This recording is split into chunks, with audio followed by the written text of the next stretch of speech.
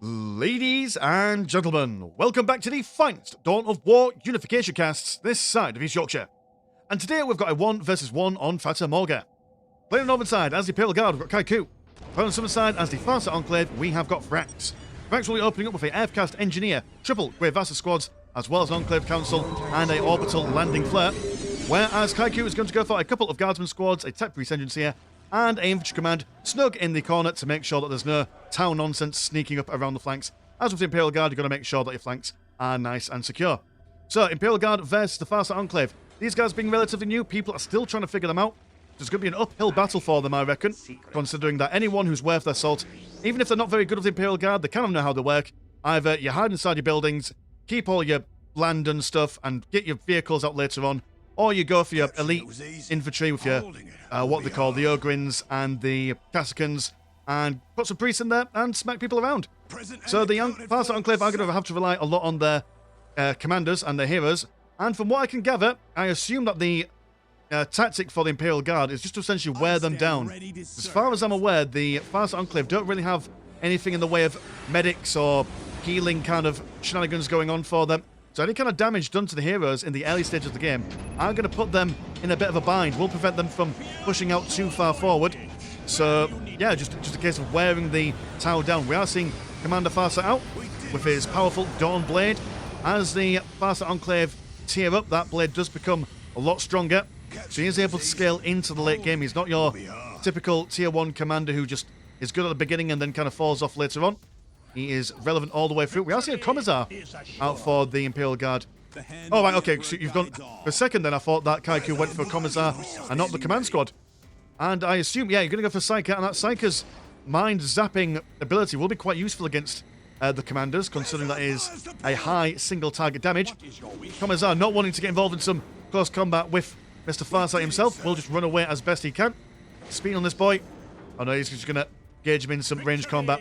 There's a fair bit of damage as well, actually, so may as well, while that's going on, just shoot people up. The commander squad just sneaking around the side.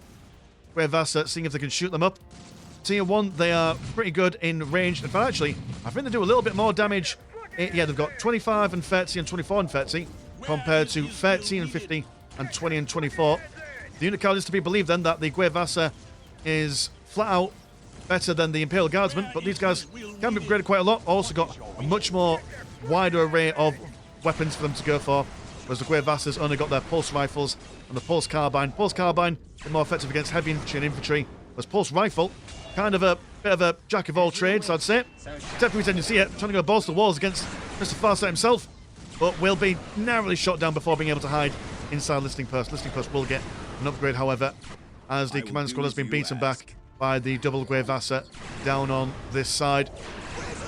Commander Farsight trying to avoid involving close combat, as every time he gets involved, they just kind of run away from him. That one poor boy there, he's slapped backwards. It's taken him a fair while, actually. I'm running under the assumption that Commander Farsight is probably better going up against single targets rather than trying to mulch his way through lots of infantry that can just basically reinforce themselves quick as you like. We'll summon down an Orca. And what are you going to go for? In Tier 1, you've got access to your strike teams and your, what they're called, breacher teams. But he's just going to leave them in the field for the moment to get that economy on the go. Vasa being killed off while trying to capture that relic. These guys doing a good old bayonet. Well, do you have bayonets? I don't think you do. No, you're just going to slap them with the front and the butt of your rifle. As a Tech Priest Engineer tries to angrily shake them off with one last pistol. Saying, get off my lawn. Yeah, the Orca transport looking like it's... Actually, how much are you... Yeah, you're getting a fair bit of money in. This place belongs to Farsight. I'm going to...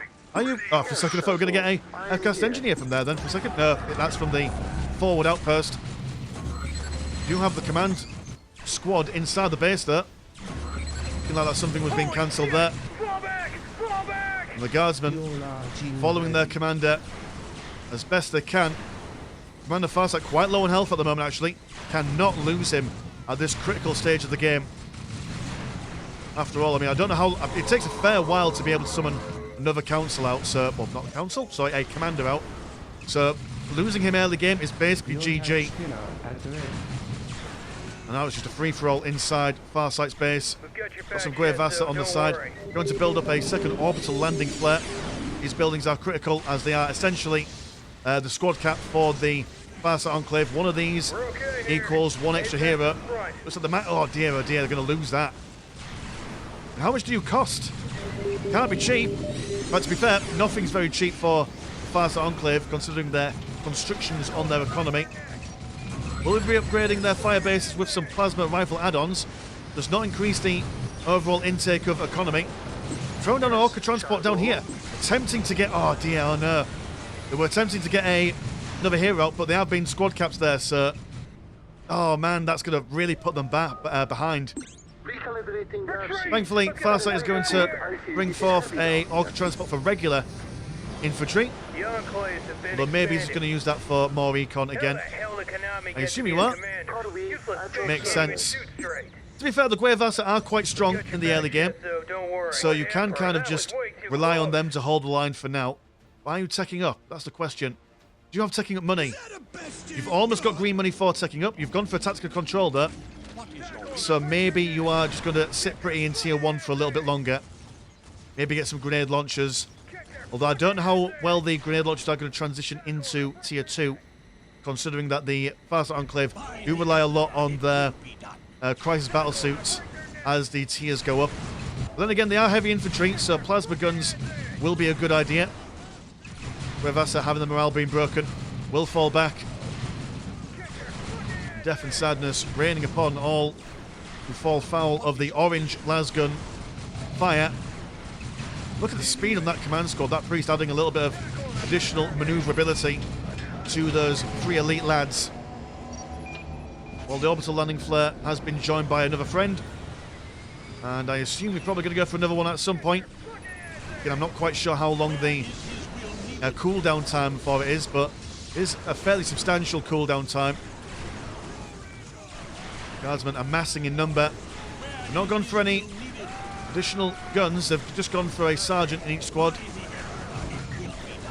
That plasma pistol putting in the work. Oh, sorry, not plasma pistol, the blast pistol. Pardon my French there. See what I mean, though? Commander Farsight, he's been low health for quite some time, and that health regen is quite slow. I think, I can't remember, but from the video that I did a little while ago, looking at the all the factions and stuff new to Unification 7.0, I do believe that they do have some research later on that increases health regen. Or is it just health in general? Not entirely sure. But still, it's not quite having like an apothecary or a chaplain like that Space Marine faction does. Here we go. Christ battlesuit is now here. Well, a heavy battlesuit even. Now, it says that it's good against vehicles and aircraft, but I do believe it's also quite effective against the infantry as well, as, if I a little sweeping glance of it, has got 2 Gatling guns on the front as well as some powerful rockets on its hind haunches. So General basically just get a bunch of these. They can turn their fire to anything else. Tier 2 has been finished for the Imperial Guard. Got some conscripts on the way, as well as a Ministorm Temple. I assume that the conscripts are just for basically capping all the critical locations, as Vrax does have 2 critical locations being locked down. And yeah, Vrax has also gone for tier 2 as well. So I mean that would make sense actually, because that's why there's a heavy battlesuit out. Gonna skirt around on the right hand side here, taking some pot shots at listing post. Mechanized command being built onto this side. Guardsmen are able to hide inside the mechanized command just as much as they can their infantry command. Commander Arakon now out on the field. His whole shtick is AoE damage. If Farsight is killing individual lads and lasses, Arakon is just indiscriminate fire, breaking all the conventions of Geneva. Men, women and children, I assume. Actually, I don't know. I mean, the Farsight Enclave are basically the good guys, aren't they? I imagine they would try to avoid collateral damage as best they can. He's also got a wonderful ability where if he's surrounded by dudes and dudettes, he can just basically make the whole area explode. Chimera's coming out now. The Chimeras, I don't know how effective they're going to be, considering that the Christ heavy battlesuits do a little bit of damage to the Chimeras, and also the Guevasas, God, however you can pronounce that, Guevasowi, they do have a little gun themselves there. There we go. He's got a rifly thing which does A little bit of damage towards vehicles as well, so the combined fire should be able to take down light vehicles like Chimeras if they all concentrate fire on them. Commander Archon, go and stamp the ground, make some big booms happen. No, never mind. No one's moved away. Let's see if they can bring a bit of blue down to the battlefield. I've got some mischief going on over on this side. Quite a long summoning time actually on that. So plenty of time for people to move out the area. I assume it's more just for screening or area of denial rather than actually doing any damage. Makes sense? Weapon specialization from a tactical control. And these guys, yeah, grenade launchers. Again, I don't know. I mean, as long as they're Guevassa on the field there, that makes sense. I assume plasma guns are probably the way forward. One thing as well is that the Farsight Enclave do benefit from a lot of their big units benefiting from commander armor, which is resilient towards a lot of incoming damage. Might be an idea to get the Vindicator Assassin from the field command later on in the game. That might be an idea. Yeah, look at those conscripts. They're just going around capping things. That's all they're doing. Although the Farsight Enclave have got both critical locations onto this side, so will be all for naught at the moment. Reese just moving around like a loose bag of change. You sometimes see players just use priests on their own, going on a solo mission. Sometimes they're getting like a little gaggle of 2 or 3, sneak into the enemy base and start breaking down buildings. And to be fair, if they can take down more of these orbital landing flares, it will drastically reduce the speed in which the Farsight Enclave can expand their military operations. A bit of float as well from Kykuy. Although earlier on in the game I did notice that there was a couple of messages from him saying that it wasn't all that up to snuff with the Imperial Guard, so it is to be expected. Does mean though that when he techs up, if he does tech up, he'll have plenty of money for late game units. Commander Archon, as well as what's your name? You've got a special name. You are Commander Shavastos. He's able to make everyone around him, or her, can't quite. He's got a boy's voice, so I'm going to assume that you're a boy. He'll be able to make everyone around him infiltrated for a little while. So great for actually, if you've got a commander that's nearly dead, pop that on, gives them a bit of opportunity to get out of there. As all these guys can jump around, but unlike, say for example, it's like the warp spiders, other units like I think raptors or other jumping units. Sometimes units can jump twice, whereas with a one piece of jumping fuel. Whereas these guys, they're going to jump once, they're going to wait a little bit before they can jump again. So they can reposition, but it's not as flexible as other factions or units. I'm seeing more priests coming out. Chimeras being fixed up by the Tech Priest engines here. And Tier 3 on the way. Regimental command. Command squad is running away from Commander Farsight. As I said before, every time they tear up that blade, it's a little bit more dangerous. They can't quite get into close combat. No one's willing to go toe-to-toe with him. Commander Archon over here. Bringing forth more blue. I wonder if it's an idea to go for Commander Archon first, before you go Farsight. I don't know. I mean, it'd just feel wrong, wouldn't it?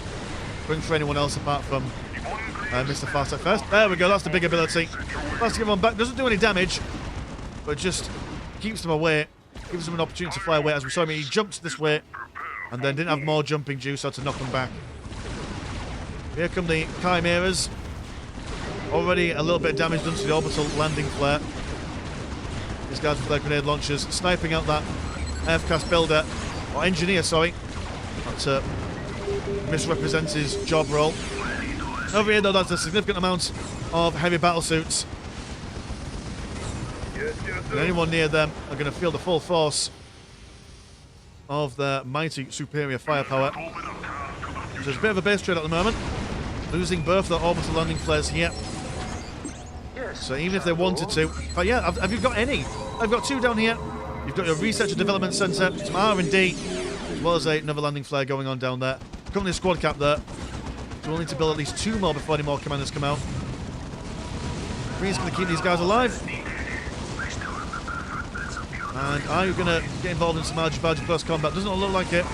There we go. Just punch him. Even though the Tau, most of them are still rubbish in close combat. Bring forth the Ogrins, man. There we go, one priest. I mean, he's dead, but Emperor, that was give it way a good too effort. close. Infantry command goes down. Are you now squad capped? Yes, you're now squad capped. So no more infantry for them for quite some time. There will be rebuilt down over onto this side. Does mean on the infantry, well, does that mean that the Imperial Guard are a little bit vulnerable on this side there? Plasma generators open to some harassment. Chimera has gone for the Chimarex upgrade. Which is just basically like a huge stonking cannon. Slower firing rate, but does more damage.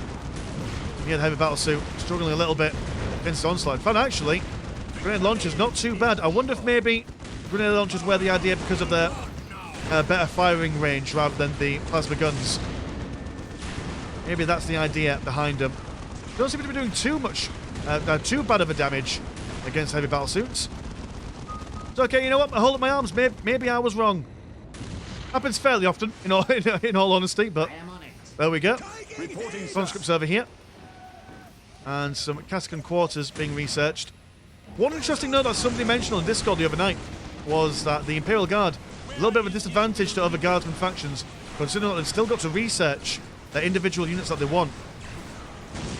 Just put them at the bit of a back foot for some engagements. Everyone just hiding inside. There we go, the Vindicator Assassin. He's going to sit right at the back lines here, sniping out one of those Christ heavy battle suits. And it's so easy to not notice the Vindicator Assassin when all this is going on and your concentration is on focusing down individual infantry units and buildings. Missing out on this little dude infiltrating on the back lines. They will go infiltrate themselves. Huge explosion. Onto the centre being narrowly avoided as everyone jumps inside the mechanized command. What a besieging force. Do have some conscripts just, they're just chilling out around the back lines. Kykuy now got that decapping, or that critical location countdown victory on quite low actually, so Vrax will need to turn the tides here. And can these guys decap stuff? I don't think they can. They're going to rely on their Cuevasa infantry, or even their patrol squads. We haven't seen them yet. They are available in Tier 1, but most of their decent weapon upgrades are only available in Tier 2, 3 and 4. One absolute psycho of a priest. Bashed around, but nary a scar being taken. Current economies at the moment are 117 and 52, compared to 93 and 0. But even then, that's a lot of money. At this point, if you've got loads of money and don't know what to spend it on, just take one tech priest engine seer and queue up a bunch of buildings or a bunch of plasma generators. Even if you don't know if you'll need them, better to build something than not. But like I say, Kykuy is not that familiar with the Imperial Guard.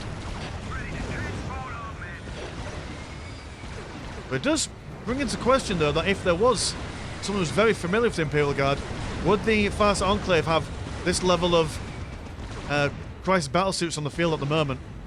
Hard to say, really. Hard to say indeed. That's in the conscripts. A wonderful circle.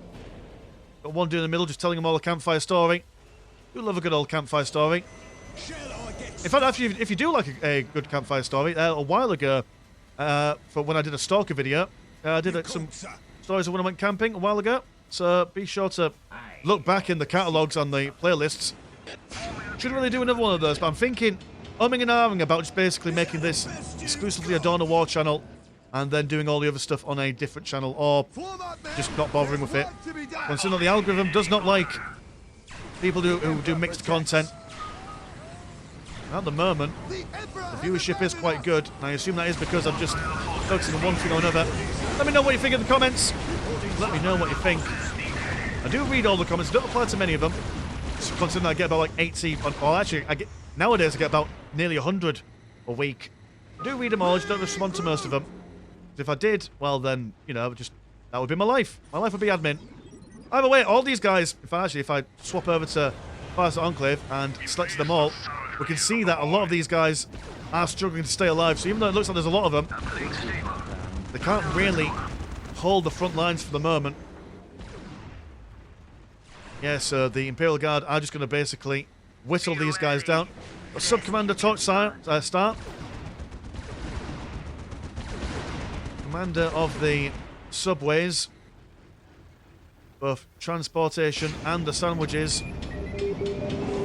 I assume, yeah, you've got a flamer. That's what you do. You set people on fire. What, you a lady? You know the audience has a little patience. You are a lady. That's exciting. Well, fair enough. Not seeing many tanks at the moment, though. You've been in tier for quite some time. Oh, right. I see. You're just going to skip to tier 4. And, yeah, you've got back on top of your economy. So that's good. So potential for Titans, maybe. If we see that Mars pattern command on the go. Oh, dear. Misclick from Commander Arachon there. Farsight burning the priest a little bit. Everyone just being infiltrated for a small smidgen. But the Imperial Guard deciding, right, okay, well, we've got some long-range scanners against that. Torch Star been brought down low quite quickly. But then, is this doing damage over time? Oh no, that's just a bug. These guys just going Super Saiyan Ultra. Imperial Guard over here thinking, right, okay, well, if you're going to push on the northern side, we're going to do exactly the same on the southern side. And we know that you struggle a lot more if we bash your buildings than vice versa. So very nice stuff. As a whole, smorgasbord of juicy treats here for them to destroy. We'll see the heavy battlesuits make their slow lumbering way over here. Yeah, their walk speed isn't that fast. Repositioning over small distances is their cup of tea, but rapidly redeploying, unlike the Guardsmen or Chimeras, if we could just keep these orbital landing flares down on number, we'll massively benefit from that. Over on this side, the Casicans and the conscripts working in tandem to hold the line. Torchlight being sent down. Plenty of Orca transports there. Attempting to rebuild some heavy battle suits, but currently at the moment, they're massively undercooked. As they've got no more landing flares to make use of. Losing their research and development centre. Now got the heavy battle suits down to defend their lines here, though, so I'll do them good. I'll do them good indeed. Vindicator Assassin still sneaking around. It all goes relatively quiet. Current economy is at 82 and 30 compared to 190. Sorry, shit. 128 and 82. Ah, yes. I said this last time. I will definitely make a drinking while watching Mr. Landshark bingo card. That has to happen. Imperial Guard decapping the relic, giving the Farsight Enclave a taste of their own medicine. And it's just constant attacks from both sides here. Nipping at the heels. Vindicator Assassin sniping out the occasional heavy weapons. But Jesus Christ, would he? Oh, do you have like an ability where you can just do one big shot? I assume so. That'll explain why you just had 0 health all of a sudden. Moving stealthily forward. Conscript's not enjoying it. Cascans keeping alive with their priest. Commander Shivastos really been used quite nicely here.